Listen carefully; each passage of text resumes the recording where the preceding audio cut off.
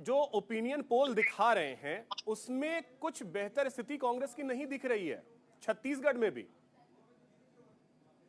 छत्तीसगढ़ में 11 में से 2 सीटें थी कांग्रेस के पास। अभी कम से कम 6 सीटों में अच्छे संघर्ष की स्थिति मुझे दिख रही है। बाकी 4-5 सीट टफ जाएंगी कांग्रेस के लिए।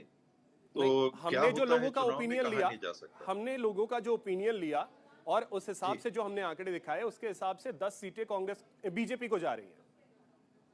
उसमें देखें 11 जो सीटें हैं जी, भूपेश बघेल जी को राजनांदगांव की टिकट मिल गई है, वो जीतेंगे मुझे ऐसा लगता है। इसके बाद कांग्रेस के लिए बहुत अच्छे चांस विधानसभा के चुनाव को अगर कंपेयर करेंगे, चांपा राजनांदगांव जांजगीर से में ये 8 की क्लियर हो 8 गया सर, टिकट विधानसभाएं हैं। Confirm, ticket confirm. हम ये ब्रेकिंग फ्लैश कर सकते हैं अभी। वेणुगोपाल जी के दस्तखत से मैंने एक लिस्ट देखी है, उनका टिकट उसमें नाम उसमें है।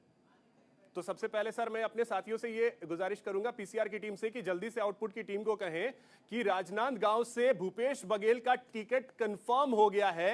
ये ब्रेकिंग जल्दी से फ्लैश करें। हाँ, अब आगे सर। जी, कांकेर में बहुत अच्छे चांस कांग्रेस के हैं। कोरबा में सिटिंग एमपी कांग्रेस के हैं।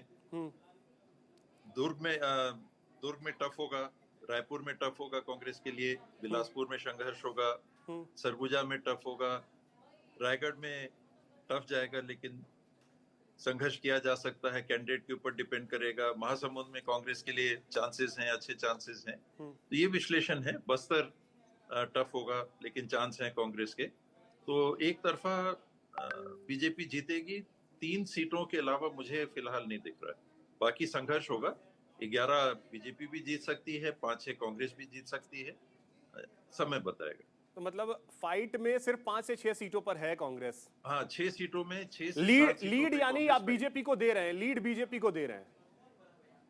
2-3 सीट तो मुझे लग रहा है कांग्रेस को टफ जाएगी। ईमानदारी में अगर कहूं तो 2-3 सीट कांग्रेस के लिए टफ जाएगा। बाकी 8 सीटों में किनको कितनी मिलेगी वो डिफरेंस बनाएगा।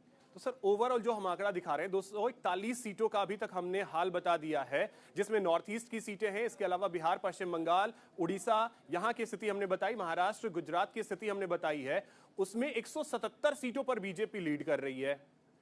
और आप ये कह रहे हैं, मतलब विपक्षी ये एकता कह रहा है कि इस बार बीजेपी नहीं आ रही है सत्ता में, तो मतलब ये कैसे? उसमें अगर आप देखें अपने लिहाज से मैंने देश के सीटों को 5 भाग में बांटा हुआ है। दिल्ली से लेके जम्मू कश्मीर जाएंगे तो 44 सीटें हैं। आप उत्तर प्रदेश और उत्तरांचल को और बिहार को अगर ले लेते हैं तो ये 85 और 40 125 सीटें होती हैं। फिर आप पूर्वी क्षेत्र को ले लें देश का, ये 80 कुछ सीटें होती हैं। 25 नॉर्थ ईस्ट की सीटें हो गई, बंगाल हो गया, झारखंड ले लीजिए उसमें, और उड़ीसा ले लीजिए उसमें। जो बीच की सीटें हो जाती हैं, सेंट्रल वेस्टर्न इंडिया को आप ले लें, ये 142 सीटें मेरे ख्याल से बन जाएंगी।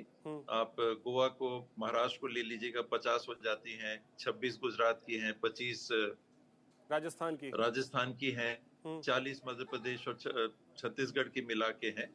और दक्षिणी भारत का 132 सीट मेरे ख्याल से आप देखेंगे तो करीब 131 से 132 सीटें होती। इसमें बीजेपी लगभग सैचुरेशन पे है। आप उत्तर में देखेंगे तो 7 की 7 दिल्ली की सीटें हैं, 10 की 10 हरियाणा की सीटें हैं। वही तो आंकड़े तो यही एक बार फिर से बता रहे हैं सर कि बीजेपी सत्ता में आ रही है। कैलकुलेशन नहीं, ये सैचुरेशन पुराना, सैचुरेशन आगे जाना कठिन है। नहीं, अभी जैसे गुजरात में हमने 26 दिया, 26 की 26 सीटें आ रही हैं। 26 की 26 सीटें आ रही हैं। मोदी जी का नाम है और गुजरात है। अच्छा, इससे इतर सर जा सकते हैं, क्या टीएस सिंहदेव इस बार मैदान में नजर आ सकते हैं? नहीं, मैं नहीं लड़ पाऊंगा। पारिवारिक स्थिति थोड़ी ऐसी हो गई है, मैं अभी नहीं लड़ पा रहा हूँ। बिलासपुर से, कोरबा से मेरे को पार्टी ने कहा था, पूछा था, मेरी पारिवारिक स्थिति अभी नहीं है लड़ने की। तो अब बाकी सर और कुछ इंफॉर्मेशन कहां से किनको टिकट मिल रहा है, अगर आपके पास कुछ? वेणुगोपाल जी के दस्तखत की लिस्ट जो मैंने देखी उसमें कुछ नाम थे। छत्तीसगढ़ से मेरे ख्याल से राजेंद्र साहू का नाम, दुर्ग से था, विकास उपाध्याय जी का नाम रायपुर से था, ताम्रध्वज साहू जी का नाम महासमुंद से था, और शिव डहेरिया जी का नाम चांपा जांजगीर से सर, था, और पूरा देश ये ज्योत्सना जानना महंत चाहता जी का है, नाम पूरा कोरबा देश से था। पूरा देश ये जानना चाहता है, राहुल गांधी क्या वायनाड से चुनाव फिर से लड़ रहे हैं? क्या अमेठी से मैदान में होंगे या नहीं? और प्रियंका गांधी क्या इस बार चुनाव लड़ रही हैं? वायनाड का जो केरल की लिस्ट मैंने देखी, उसमें वायनाड नहीं है अभी। और केरल की 20 सीटों में से मेरे ख्याल से 16 या 17 अनाउंस हुई हैं। तो वायनाड वायनाड का नाम मैंने उसमें नहीं देखा। और अमेठी से यूपी की नहीं है। और प्रियंका चुनाव दोनों लड़ रहे हैं या नहीं? लड़ना चाहिए, उनने कहा है, और मुझे लगता है कि जरूर लड़ना चाहिए। और मल्लिकार्जुन खड़गे को लेकर के एक बात ये भी आ रही थी कि वो शायद चुनाव नहीं लड़ना चाहते हैं या नहीं लड़ेंगे, उनको लेकर के कंफर्मेशन कुछ? मैं कह नहीं पाऊंगा। आप और पूछ रहे थे तो कर्नाटक की 1 2 3 4 5 6 सीटें कर्नाटक की लिस्ट में दिख रही हैं, और केरल की 1 2 3 4 5 6 7 8 9 10 11 12 13 14 15 सीटें दिख रही हैं। मेघालय की सीट दिख रही है दोनों, नागालैंड की दिख रही है, सिक्किम की एक सीट दिख रही है, तेलंगाना की 1 2 3 4 5 सीटें दिख रही हैं। तो टोटल नंबर कितनी है सर, टोटल सीटें? ये अभी मैंने जो देखा है 36 सीटें हैं। 36 सीटों पे आज अनाउंस होने की संभावना है, क्योंकि पीसी थोड़ी देर में संभावना है, क्योंकि वेणुगोपाल जी का दस्तखत दिख रहा है जी। तो मैं प्रिज्यूम कर रहा हूं कि ये रिलीज हो गई होगी। ठीक है सर।